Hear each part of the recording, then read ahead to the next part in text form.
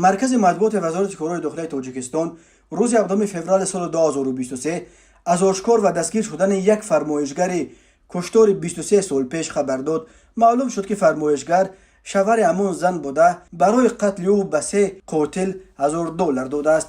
وزارت کارهای داخلی گفت هیچ یک جنایتکاری که دست به کشتار زده است و سالها آن پس پرده مانده است بی جواب نمیماند و حتما در نزد قانون به جوابگری کشیده می شود. همین طور روز 15 فوریه سال روان هنگام گذراندن چاره‌بینی‌های اپراتیوی جستجویی از جانب کارمندان میلیشیا مرد 53 ساله ساکن ناحیه سینوی پایتخت با گمان صادر نمودن جنایت آدمکشی دستگیر کرده شد.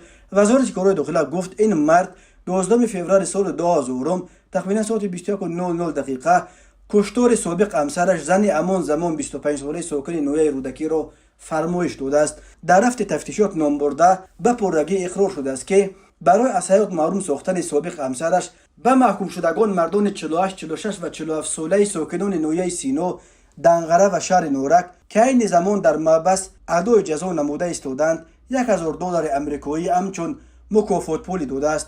گفته می شود در اطلاعیه وزارت کارهای داخلی درباره سبب‌های قتل همسرش را فرمایش دادن این نفر چیزی گفته نشده است. نسبت به گمانبر شونده با ماده 36 قسم 3 و 104 قسم 2 کودکس جنایتی جمهوری تاجیکستان پرونده جنایتی آغاز گردیده تفتیشات ادامه دارد. به او از 15 تا 25 سال زندان یا حبس عمرباد تهدید میکند.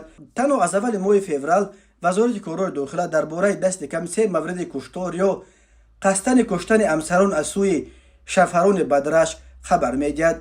وقتهای آخر از تاجیکستان درباره کشتار و قصد کشتار خویشاوندان نزدیک از جمله همسران از دست شوهران خبرهای زیاد به دست میرسند. کشتار یا قصد کشتار همسران از دست شوهران طوری از نتیجه های تفتیشات برمیآید اساساً در زمینه رشک صورت میگیرند.